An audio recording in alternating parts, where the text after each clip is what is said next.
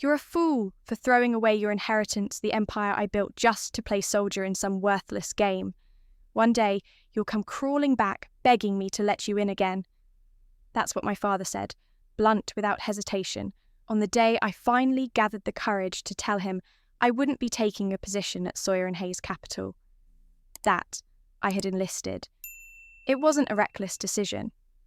I'd been thinking about it for years, but all he saw was a foolish daughter tossing away the future he had carefully scripted.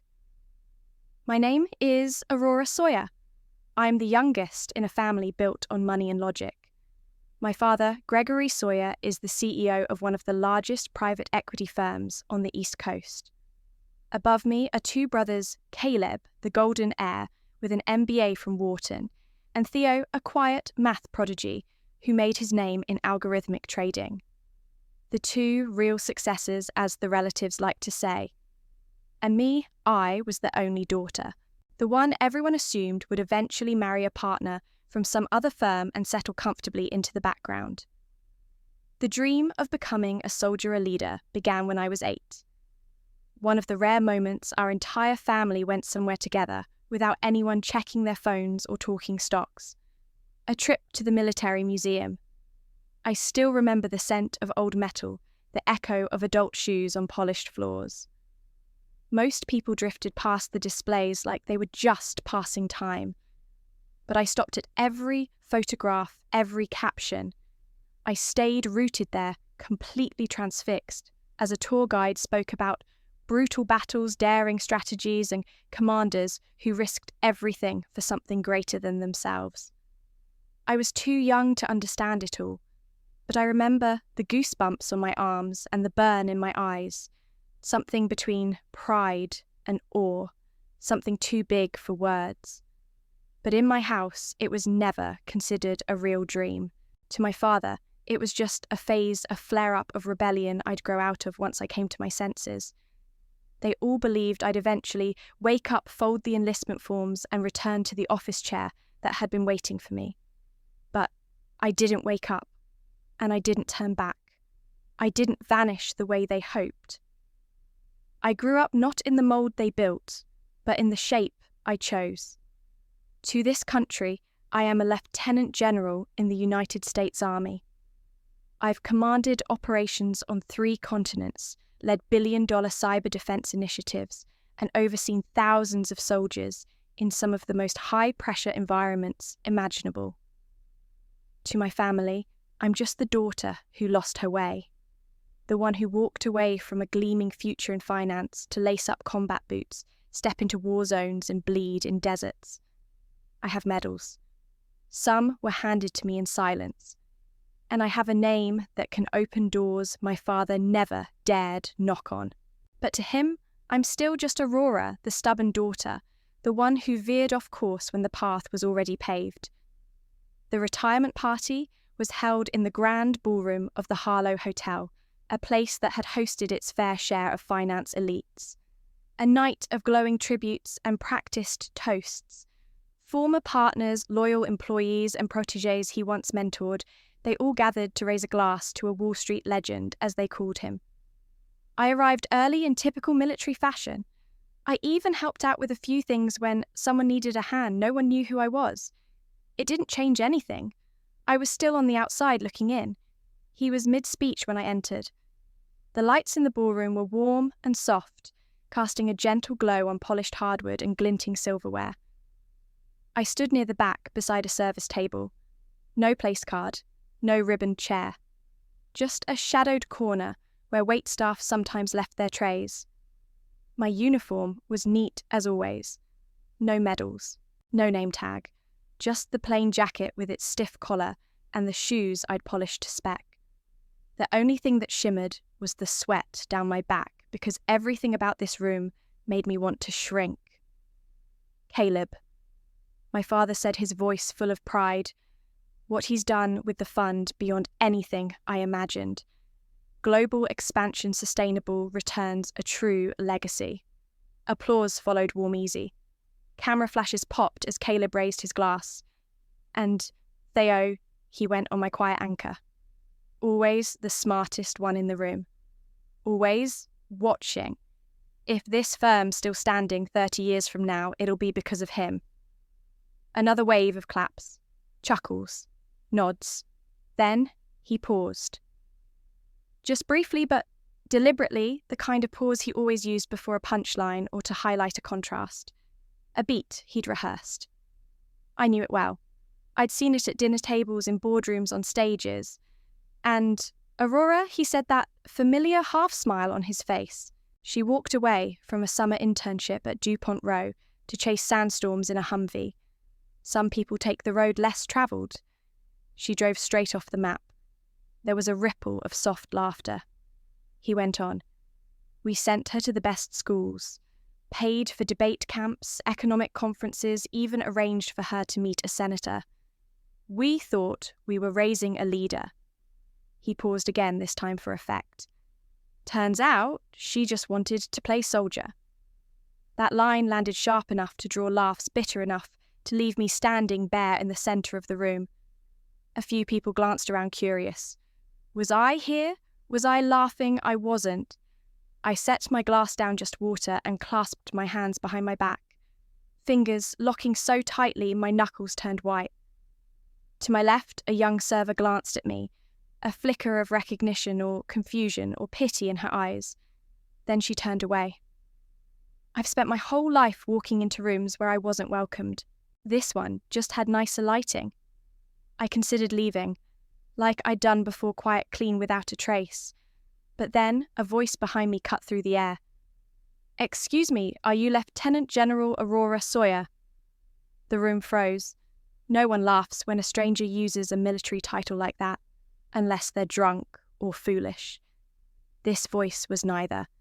It belonged to a man in a grey suit, early 60s, standing with the poise of old marble. He was near the podium, not far from my father, who was still holding the mic like it had just betrayed him. My father turned his head slowly. He hadn't known I was here. Now he did. Yes, I said, steady. I am. The man extended his hand. Marion Blake, Cybersecurity Division at Brantley & Co. You led the Sentinel Fire Response Team, didn't you? I gave a small nod. He turned back to the crowd, his smile warm and sincere. She's the one who saved us from last year's breach, protected billions in assets. If not for her team, we'd still be cleaning up the mess. Someone clapped a surprised, unscripted clap. Then another joined. And for the first time that evening, my father was silent. And for the first time in my life, I didn't need him to speak again. I came home the next afternoon to the familiar chaos of Sunday brunch. The long mahogany table was set with silver platters, eggs Benedict under domes, glasses of orange juice arranged neatly. My two brothers, Caleb in crisp linen, Theo in a wool suit jacket, were already seated. Their voices rose and fell as they discussed market trends, global fund flows, tax implications. My father sat at the head sipping black coffee, barely acknowledging my entrance. I slid into an empty chair at the far end next to the window, where morning light softened the room. He didn't look up. Caleb, you were saying the Asia portfolio is hitting benchmarks, his tone enthusiastic, welcoming. Caleb nodded, warm to the subject. Yes, the new ESG tilt is paying off. We're seeing 10% YTD returns in Korea and Singapore. Theo chimed in, offering tactical corrections. My father leaned forward, smiling. Proud. I kept quiet. Above the hum of their voices, a thought crept in. This was his world, and I'd never fit. After a minute, I spoke. I coordinated the rapid response mission in Eastern Europe last week. My voice measured soft. Time froze. Caleb paused mid-sip. Theo blinked. Even my father's smile stuttered. He turned toward me, coffee halfway to his lips. You did what I deployed with my unit, set up command for a security operation near the Black Sea. We intercepted a ransomware threat before it hit civilian systems. Silence again. My father cleared his throat. Soldier salaries? Okay. They earn enough? Can they support a family? It was what he asked, not what he could have. How did it go? What challenges? Proud of you. Instead, it was money, and margins masked pity at best. I tipped my head, smiled weakly. They're fine. The conversation swerved back to Caleb's investments. My announcement dissolved into air. I pushed aside the plate in front of me, eggs cold, and watched my father's eyes drift to pictures on the sideboard graduation photos of Caleb and Theo, the award shelf lined with trophies, academic certificates behind glass. My photo from West Point, standing alone in a fountain of white stone, wasn't there. That afternoon, I found myself in my old room, now empty, except for a hand-me-down shirt hanging on the closet door, Caleb's old button-up from high school. It smelled faintly of his cologne. I ran my fingers along the fabric, smoothed the sleeves. A reminder I was always borrowing others' things. My own identity never fit into their moulds. That morning, I remembered the science fair when I was 14. I created a storm modelling algorithm, a precursor to some of the cyber defence protocols I'd later build. I brought it to the table, laid it out on the tray at brunch. My father saw the certificate with Best in Fair printed in bold. He looked at the paper, then back to me. That pays anything? I nodded. Yes, sir. I got a scholarship, and the money's in, I assume he said, glancing at Caleb's arrangement of avocado toast. Because if it doesn't pay, it's just a hobby. He went quiet, then beamed at Caleb. And you, my son, you're making real money. That night, I sat by my desk and wrote in my journal, I am more than a hobby. I build defence systems, I lead people, I save lives. But the ache lingered, his voice echoing, reminding me to him I was always second-rate or irrelevant. Weeks later, I visited my mother's sister, Aunt Iris. She pulled out a faded photo album, one that included me, the youngest, small in a white dress at a summer recital. Iris held the photo gently. Your dad had hopes. It wasn't your existence, he questioned. It was where you existed. She paused, looking at me. He sees your path as different, not less. That was the first time someone truly heard me. But that didn't change the way I moved through the hallways of Sawyer and Hayes Capital when I visited for meetings with the finance division steps, careful voice soft, because I learned that loud and strong would only make me more invisible. I wore simple suits, minimal makeup hair tied back in a low knot. I let them think I was here to update the military contact list. When I spoke about cyber threats, they nodded politely and turned away. My words scattered like thin smoke. I remember standing just outside the boardroom when the finance team got wind of my name. That's Aurora Sawyer, they whispered, typing on phones. I felt heads swivel as I walked by, but the moment they realised I was not the visiting daughter or ceremonial guest, I was the officer, they pretended to look busy. Files rustled, phones chimed, no one made eye contact. At night, I stared at the ceilings of military bases surrounded by soldiers who gave me unwavering trust. I lived in tents and command centres where my voice carried weight. Inside corporate walls, my gender carved an invisible barrier, no trophies lining the hallways, no plaques bearing my name. That contrast drove me harder. So when I got home one evening, after dozens of debriefings, I updated my jacket with a single pin, the emblem of the Sentinel Fire Team. A discreet military issue insignia, no medals, no labels. But it was mine. I pinned it onto the lapel of my coat I wore over civilian clothes, the one I used for civilian trips. Wearing it, I felt that even if they couldn't see the person behind the jacket, at least I could. Months passed. Brunches turned to anniversaries, board events, Christmas dinners. The pattern didn't change. Yet, with each introduction, this is my daughter, Aurora Lieutenant General Sawyer. I noticed the shift. A pause, a tilt of the head. Not admiration exactly, but curiosity. Something real, but still, no seat at the table. In time, I realised I didn't need the chair. I had built my own table, cyber defence roundtables, military strategy sessions, training classrooms. My brothers had their offices. I had command centres. And so the value I carved for myself was not measured in inheritance. It was measured in impact. When a digital system stays online, when a soldier comes home safe, when a finance firm thanks me publicly, that was worth more than any gold cufflink. But I hadn't always known how to measure worth. I used to think if I did everything perfectly, quietly, precisely, without fanfare, someone like my father would notice. I thought that even if he didn't say it, he'd feel it. That, somehow, my success would register in the same place he stored his pride for my brothers. That delusion didn't survive the day I told him I got into West Point. I was 17. My heart was racing, my palms sticky on the manila envelope edges, fraying from how many times I'd opened and reread it. I waited until the afternoon light hit his study just right, soft enough that he wouldn't be in one of his moods, late enough that his second scotch might have smoothed the edges of his voice. He looked up from his desk when I walked in. "Is it about college?" he asked, flipping his pen between two fingers. I nodded. I got in, into Wharton, West Point. The pen stopped mid-spin. He stared at me like I'd just confessed to burning down the house. "Into what, the United States Military Academy," I said, voice firmer than I felt. "They accepted me. I leave in June." He stood, not in pride, in disbelief. "You applied without telling us I needed to know I could get in on my own." Jesus Christ, Aurora. His voice wasn't loud. It was worse than loud. It was low and slicing. "You had interviews lined up for every summer analyst program from here to Boston. This is what I want."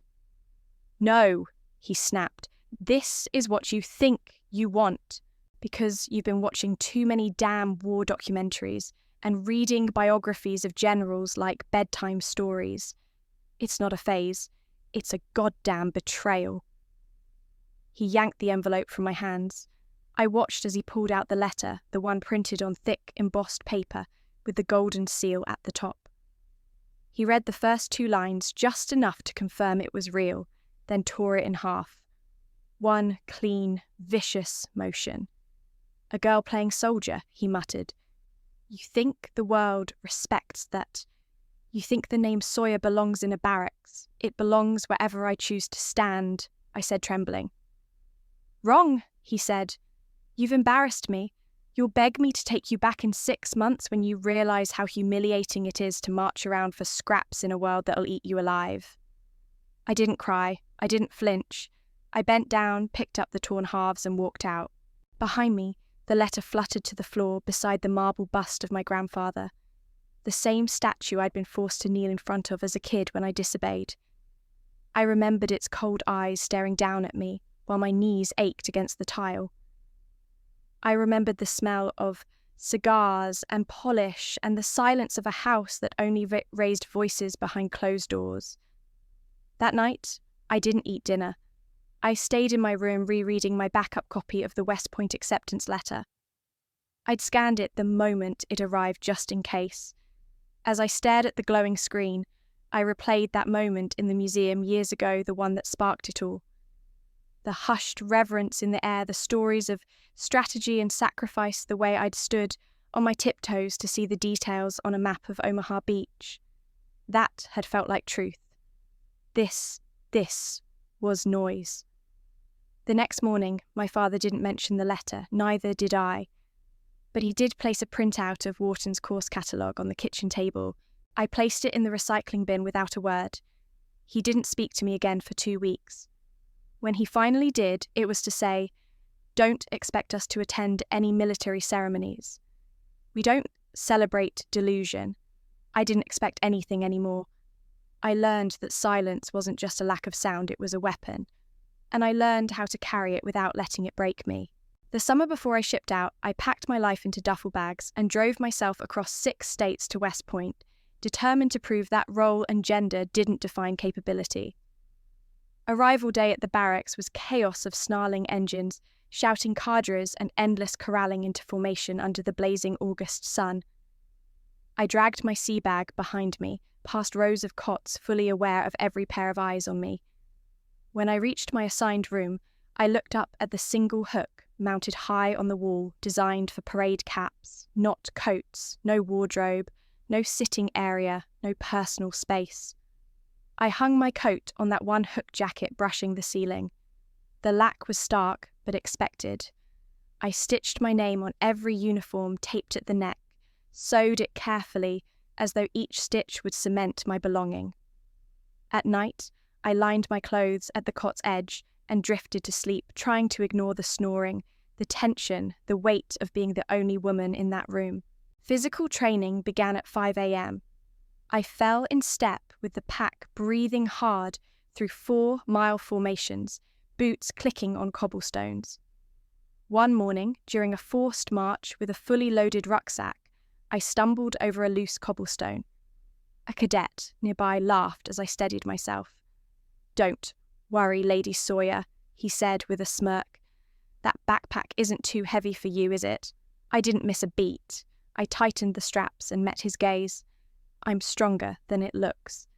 "And you," he faltered for a moment, perhaps expecting tears or apology. "I'm fine." He fell silent and I walked on. Weeks later, during classroom instruction, I saw the same doubt reflected in a professor's eyes. He stood at a lectern lined with C-maps and tactical diagrams.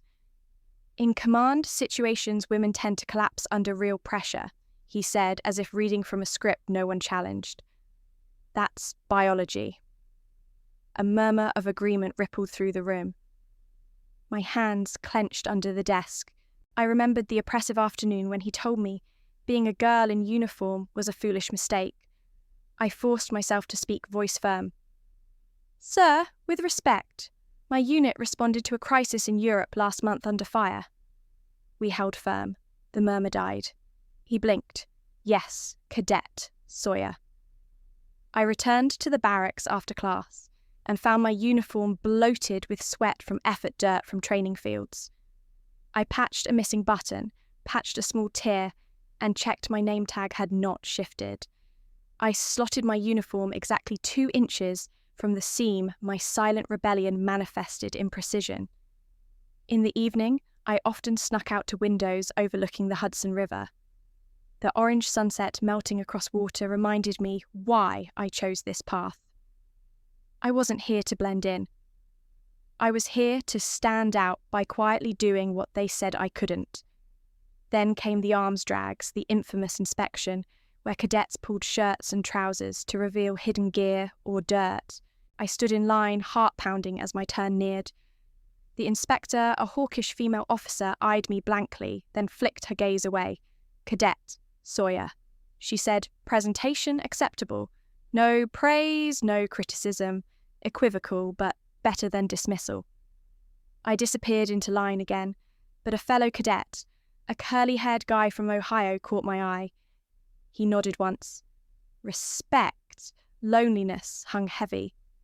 During meals, I sat at the end of a long table posture, straight. I watched groups of cadets talking about sports, weekend plans, girlfriends. Once, a gentle voice from behind got my attention.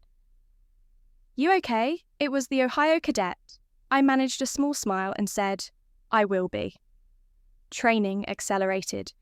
Confidence built layer by layer, mastering radio comms, leading afternoon drills, calling in simulated air support even in pouring rain. The male cadets learned I took orders well, but led better. The instructors began to nod at me rather than glance away. My uniform remained simple insignia modest, but each command I gave was precise. Each march I led was steady. Each classroom answer was firm. Despite this, I still carried that feeling. The locker room whispers the accidental brush-off, when plans included guys only the silent expectation I would break. I embraced that pressure, turning doubt into fuel. By spring, the barracks transformed. The walls bore my timeline photos from West Point casualty briefings, from last autumn bookmarks from cyber defense white papers. My classmates lined up, and instead of sneers, some offered nods of acknowledgement. I carried my belongings not as a girl, but as a cadet, equal in weight, equal in purpose. On inspection day, they walked us past assembled officers' families and faculty, I swept through chest out, chin high. They passed by with barely a glance. I could have been invisible, but I felt seen by myself, by the uniform, by the promise I'd made to wear it proudly. When lights went out that night and the dorm fell silent, I tied my coat onto that single high hook, whispered to myself, "This is where I belong." I knelt and said a silent thank you to my mother, decades gone, who believed I could do this when no one else would. I survived that summer. More than survived, I flourished. And every misgiving slowly wilted under the reality of my dedication. In a place where doubt was currency, I paid my dues tenfold. I was still the only woman in that room, the only flexible jacket on the hook, the only silent stitcher of her name, but I was there, entirely undeniably there, entirely undeniably there. But even so, the fatigue hit hardest in the dead of night, when muscles burned and blisters pulsed, and every waking second was filled with orders and precision. That's when I reached for my old worn leather wallet, its edges fraying the worn spot where I kept the note from my mother, folded for years. During a particularly grueling navigation exercise in the dark woods, when every muscle felt ready to quit, I sat by the flickering lantern light, pulled out the small scrap of paper, and unfolded her handwriting, still warm and soft in my memory.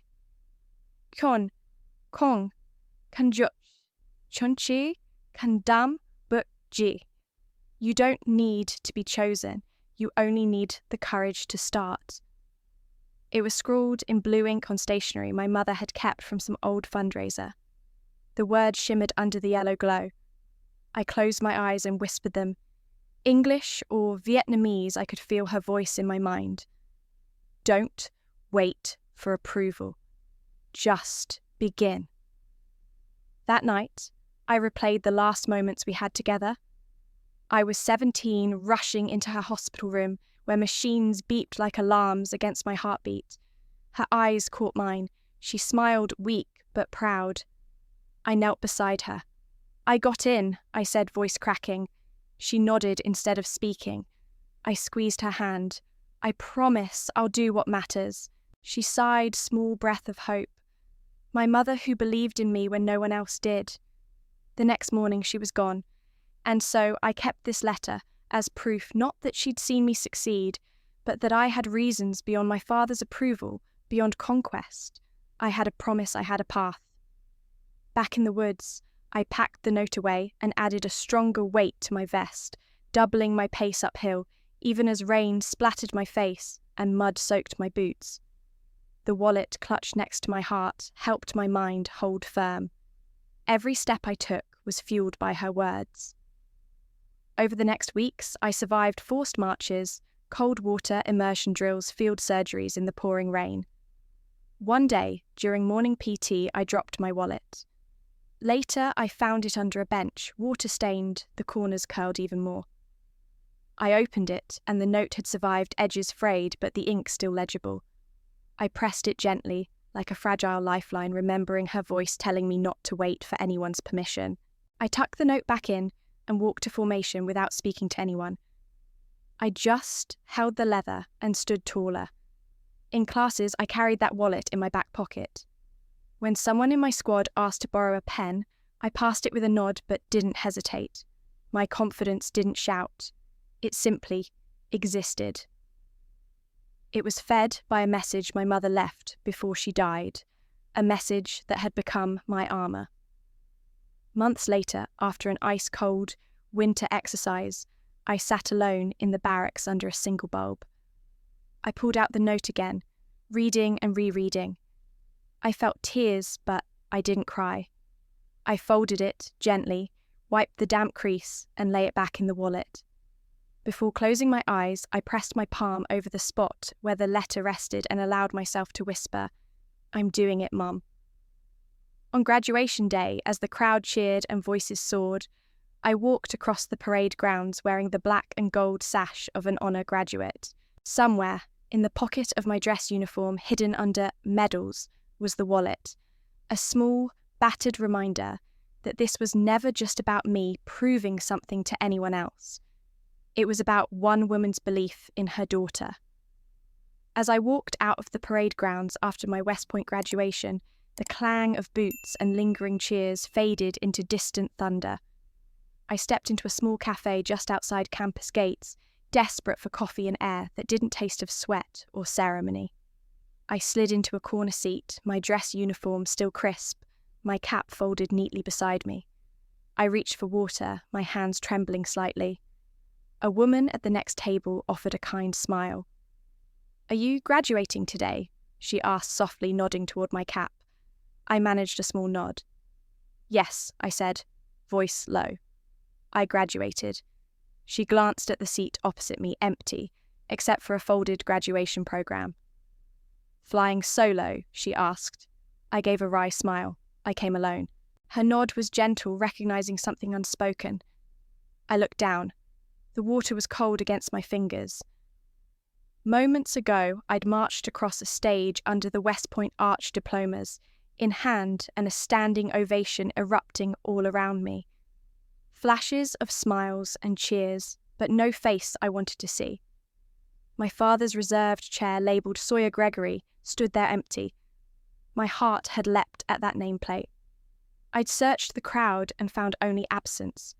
No father in a suite, no brothers in proud ties, just me standing on stage alone.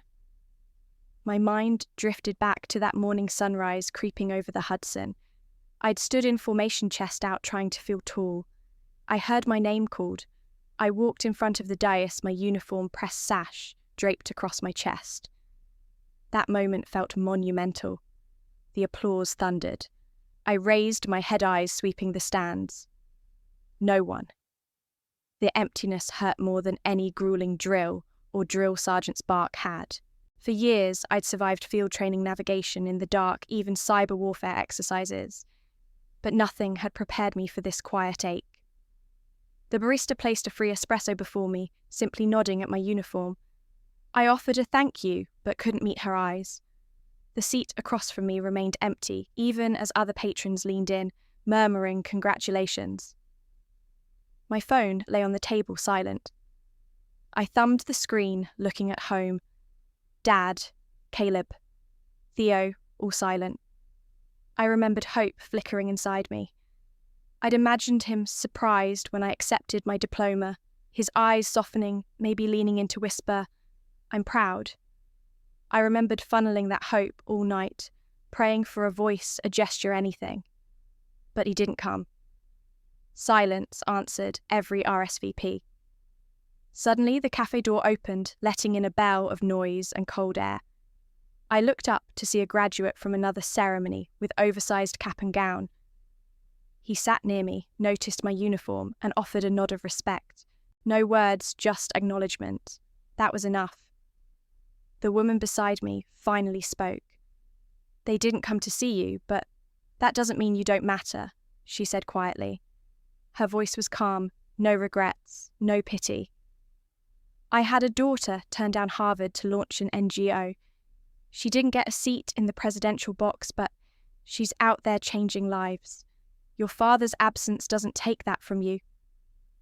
The warmth in her eyes washed over me, but I didn't let tears fall.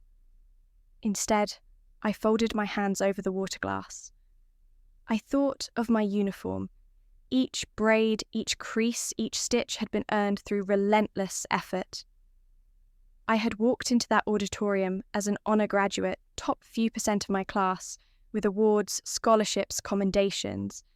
I'd traded inheritance for identity rejection, for resilience. And I still stood tall. I paid for the coffee, silently tipped extra, and left the folded program behind on the empty seat, my silent statement.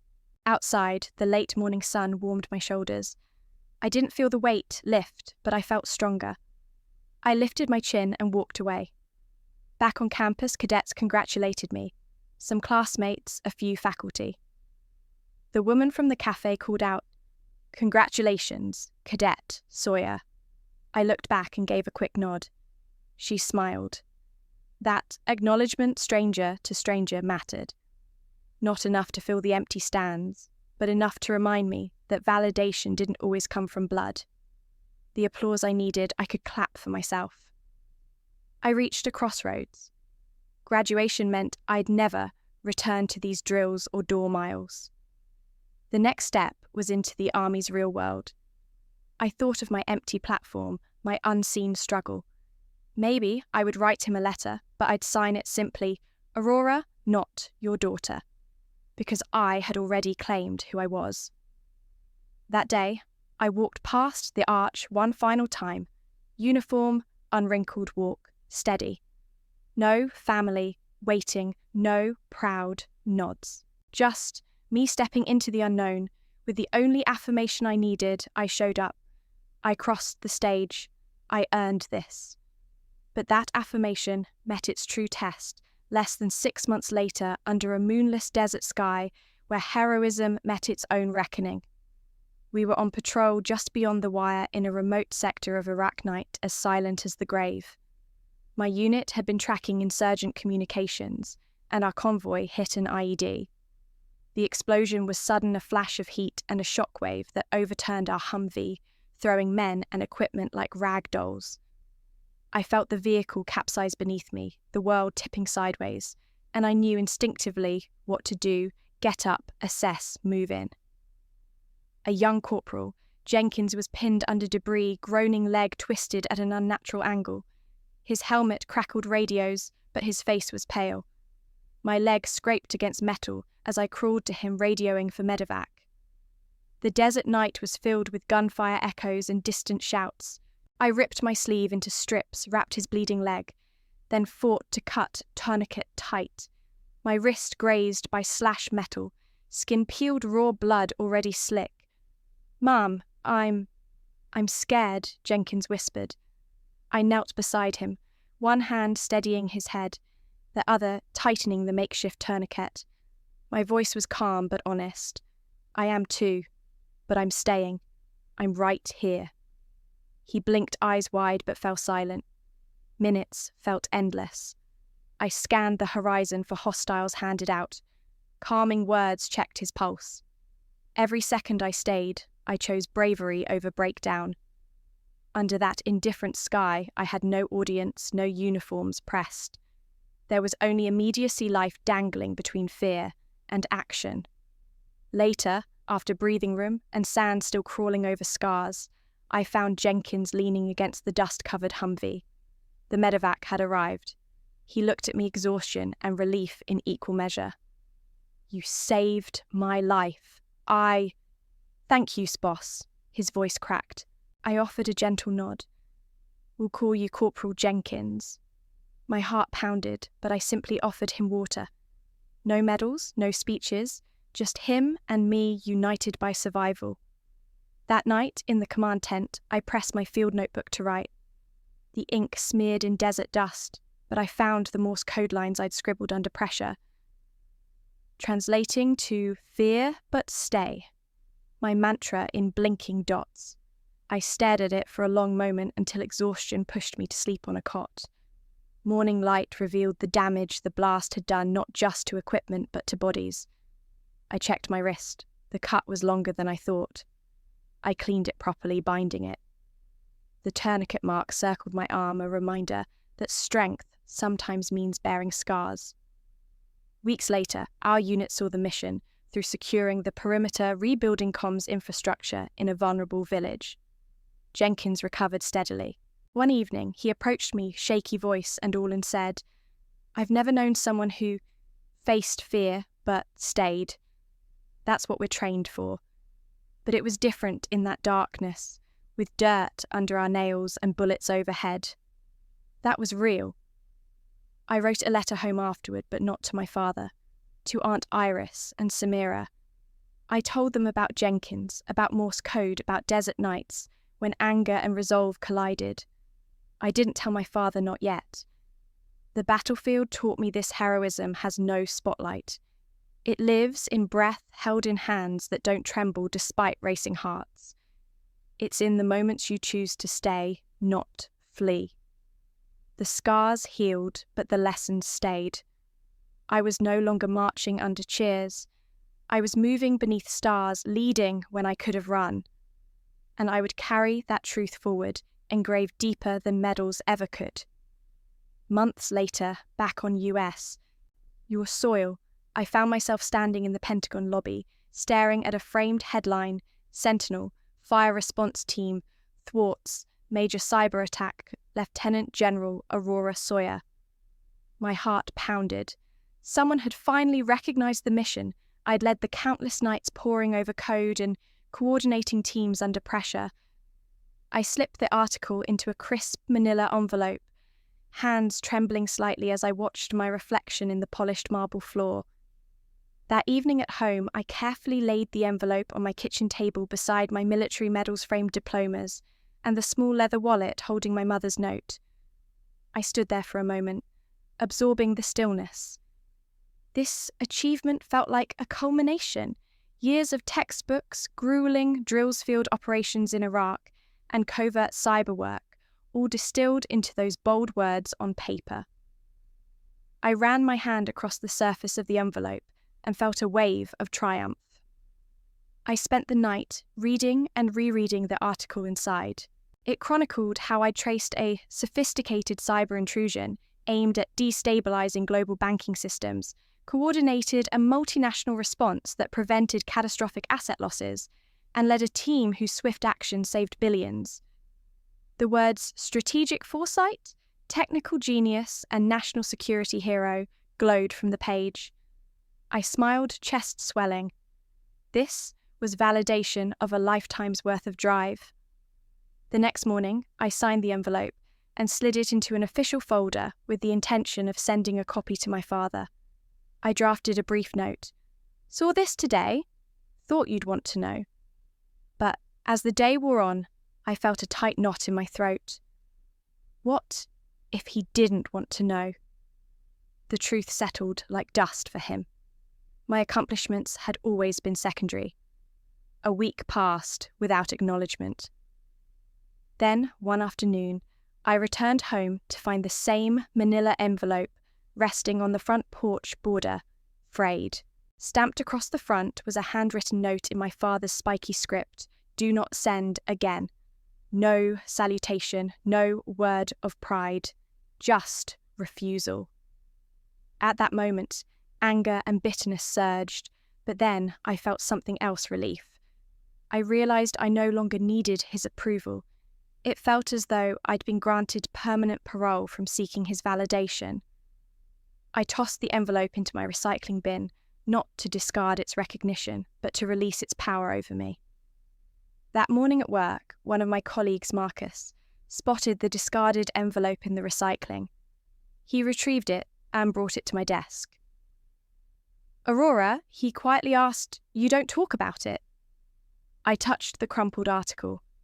"I'm proud," I said, "but I don't need anyone else to be." Marcus nodded respect in his eyes. He didn't push. He just understood.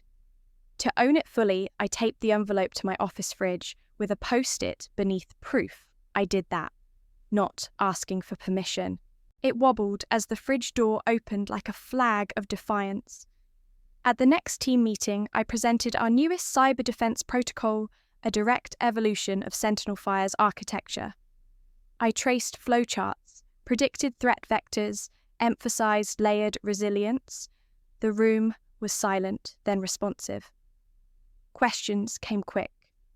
What if this? How do you handle insider threats? When can we implement this at scale? They weren't talking about my gender or rank. They were talking strategy, measured, respectful. Afterward, the head of cyber defense stepped forward.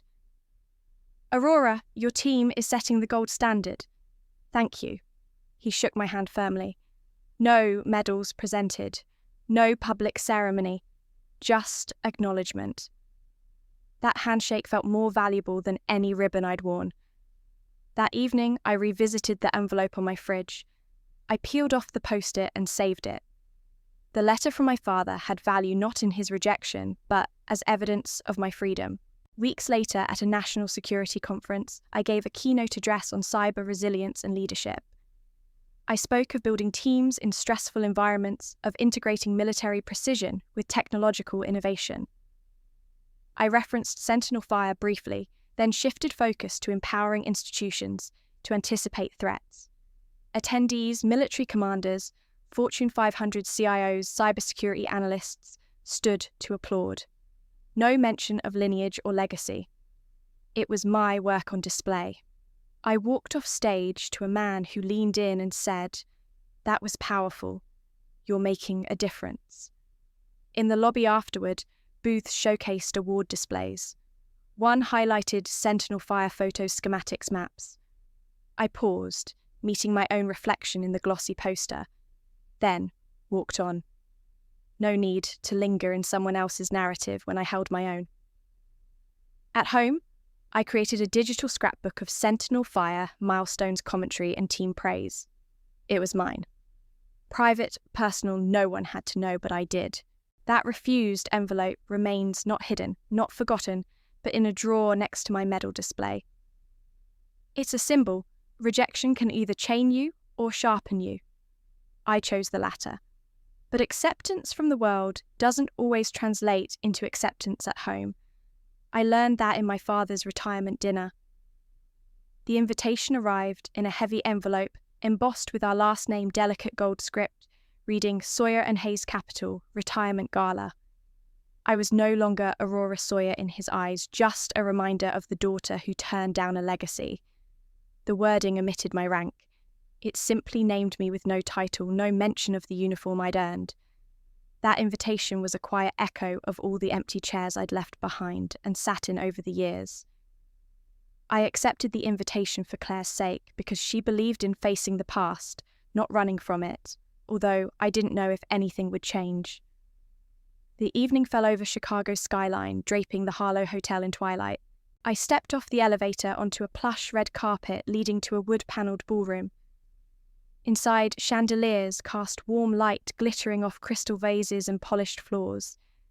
Servers floated between tables carrying champagne and canapés. I found my table by the wall, tucked behind stacks of side dishes and service trays untitled, unassigned. No place card, no ribbon emblemed with my name or rank. Just a seat nobody thought important enough to claim. I recognized that position from earlier ceremonies, the lone cadet seat at graduation. Now it was a lifetime pattern. As I placed my clutch on the chair, a server approached, quietly gloved hand outstretched. "Are you sure you want to sit here? This is the overflow table." I looked across the ballroom. There were places of honor for family and key executives. My table was for guests, just in case. I straightened my posture and replied softly but firmly, "I won't stand." He hesitated, eyes flicking from my uniform to my expression, then stepped back. I shifted the chair a few inches closer to the center of the room, enough to make a statement I belonged, even if no one invited me properly. The program began and music filled the air. My father took the stage, his voice smooth, practiced. He thanked partners and loyal employees, praised my brothers Caleb for expanding the fund in Asia, and Theo for his quiet genius in algorithmic trading. There was applause. The orchestra played, but I sat alone, the empty table around me full of strangers. I remembered that nameless seat at West Point and breathed through the ache. It was familiar, like the echo of footsteps in a long hallway I'd walked alone before. My mind replayed late-night talks with Claire, reminding me what this meant, a chance for me to be seen, even if awkward. So I didn't slip away. I stayed. The weight in my chest wore me down slowly, but I kept my chin up. At one point, the servers passed by. I noticed one of them hesitated when he saw me, a flicker of recognition. He'd probably heard someone introduce me as Major General Sawyer to a co-worker earlier. But he continued without asking, as if titles didn't matter here. I wondered if he understood the irony. The dinner continued. Champagne flowed. Toasts were raised. Then, as my father wound down, he paused, looking past the crowd. It was a gesture I recognized from countless family dinners, searching for a sign that everyone is where they're supposed to be. His gaze fell on my table position and flicked past. No nod, no smile, just silence. I absently stirred my glass of water, the ice cubes clinking like small alarms.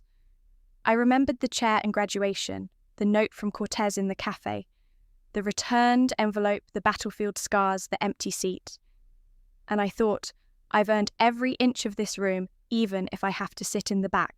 When the band struck up a song my mother used to play on the piano at family gatherings, I closed my eyes.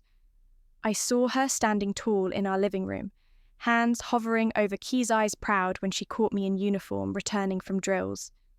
She'd smiled at me that day and said, "Show them what courage sounds like." I felt her in the hush of the music, in the pull of memory. I stood, surprising the server beside me. He froze. I raised my glass silently, acknowledging that no one had given me recognition, but here tonight I would acknowledge myself.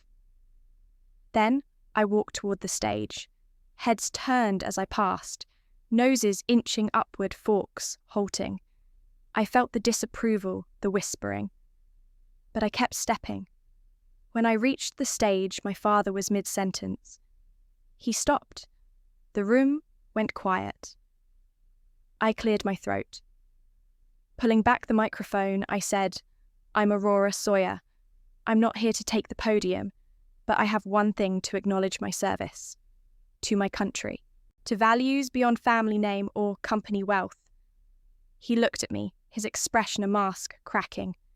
I continued, "I'm proud of what you built, Dad. I just chose a different path. I served too.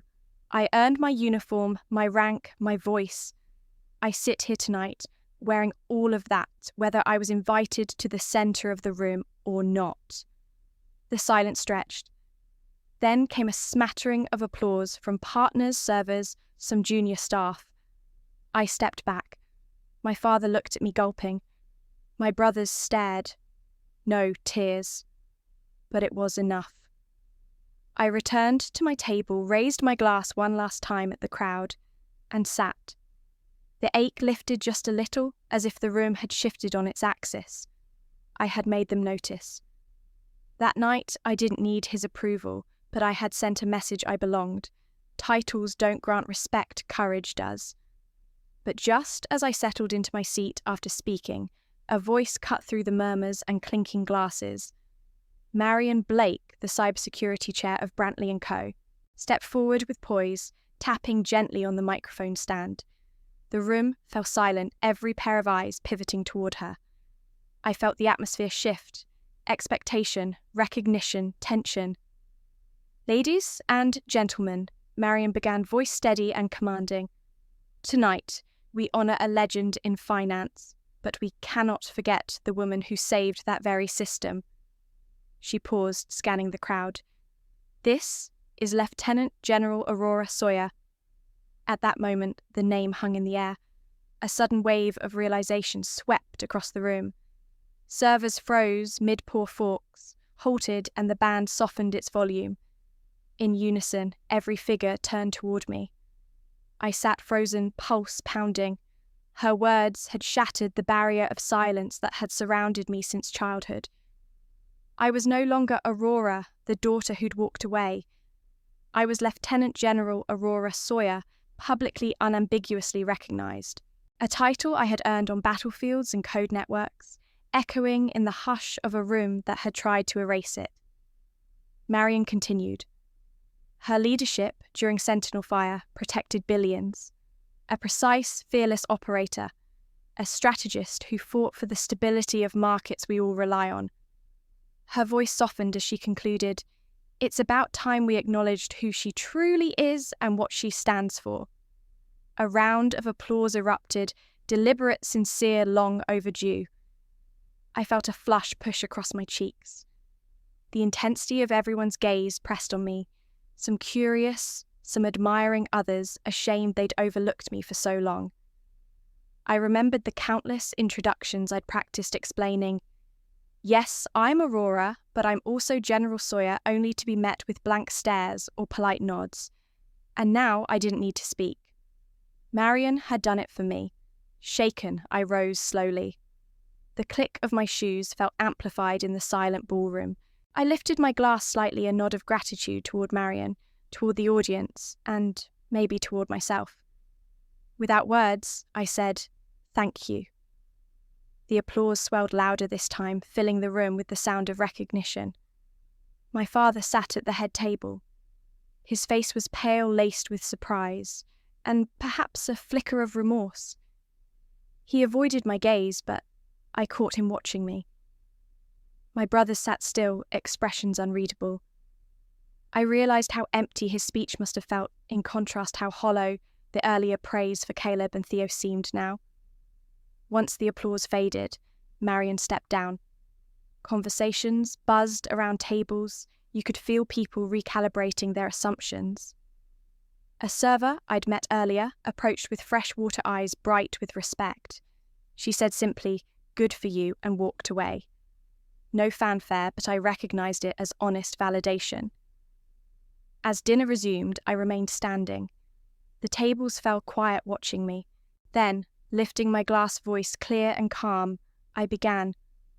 "I thank Marion and all of you for recognizing that honor isn't a headline. It's something you live. Titles aren't enough. Courage is what you choose when no one's watching. And tonight, seeing that courage reflected back at me means more than I can say." Tension melted into warmth. Glasses tapped. Conversations resumed more thoughtfully now. I took my seat, not at the head table, but among equals. It was fitting I'd long ago stopped striving for titles. Now they simply followed me. Later, as the event wound down and guests began to leave, Marion found me near the bar. "You held the room," she said softly. "That pause, that presence, that's what real leadership looks like." I smiled, voice gentle. I just needed someone to shine the light. She nodded, and together we walked off into the lobby. Outside, a winter breeze stirred. I realized the shift was done. No longer invisible, no longer dismissed. I was finally seen. The night ended in a soft flurry of applause and quiet farewells, and I found myself outside the grand doors of the Harlow Hotel, side by side with my father. The grandeur of the gala faded into the night as we paused on the marble steps drenched in streetlight. He cleared his throat, voice low and unsteady. "Aurora, you did it," he said. The words landed heavily through the cold air. It was the first time I'd heard genuine pride in his voice stripped of sarcasm. I looked at him, his face illuminated in the glow of the lamppost, a mixture of astonishment and something like regret in his eyes. I straightened my coat, keeping my own voice measured. "Thank you, Dad. I didn't need your congratulations tonight." A beat passed as if he grasped for his next words. "But I need something else more." His jaw clenched. He gripped the microphone he'd tucked into his coat after his speech. "And what's that?" I swallowed across the tightness in my throat. Memories flashed my framing date. My dismissal from West Point letters, staged the battlefield, echoes the cafe coffee acceptance. But the moment I needed to call forth was the one I'd penned weeks ago in my journal. "Forgiveness is not for him. It's for me." I spoke softly, heart steady. "I don't need your apology anymore. I need," and I paused so the words had weight, "I need you not to turn your back on me anymore. I need you to be here, to acknowledge me as you've acknowledged everyone else tonight." He nodded once, almost imperceptibly. I could see the tension in his shoulders as he let breath flow through. I'm sorry I didn't understand sooner. I didn't see the value in your path." The words trembled, but were true raw. He placed the mic on the step between us, his physical props giving way to emotional honesty. And for a heartbeat, he looked me in the eye, really looked. "I can't go back and change the years," he admitted. "But I'm trying to see you now." My chest tightened, relief and heartbreak scored together. I nodded and exhaled fast. That exhale felt like releasing a weight I didn't know I'd carried an obsession with making him proud, a habit of seeking approval that had chipped away at me. He brushed a lock of hair off my forehead, a gesture so intimate I froze. Then he turned and started walking toward the valet.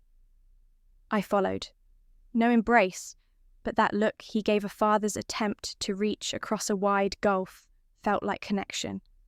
In my journal later that night I wrote, "Forgiveness is not for him to earn.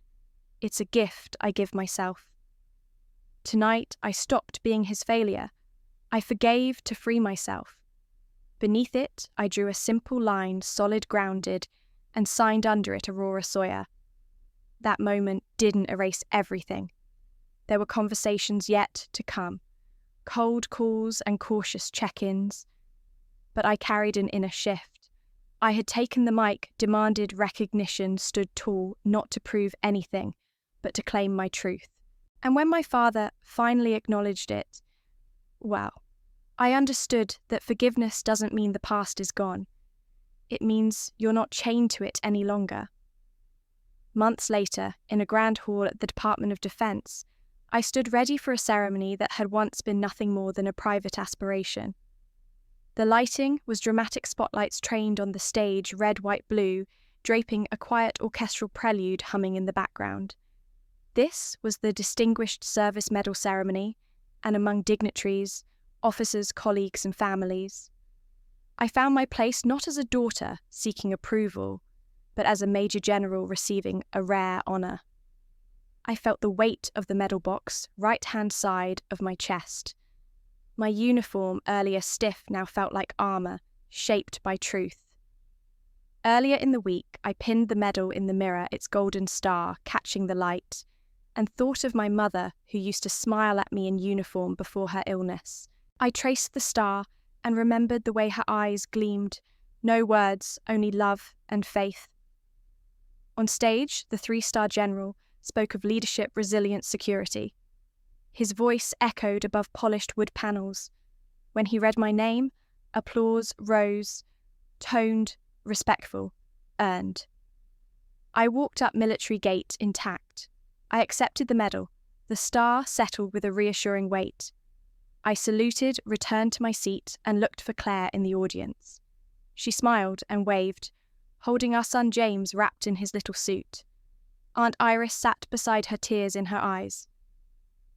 To my left, a woman in uniform, one of my protégés, studied me with admiration.